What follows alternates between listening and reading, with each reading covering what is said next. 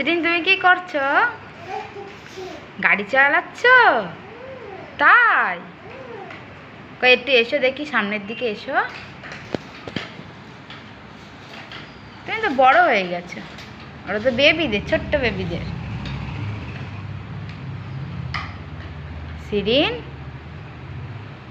তুমি কি চালাচ্ছ বলো? গাড়ি চালাচ্ছ? পিপি তাই, হাত দিয়ে চাপবো?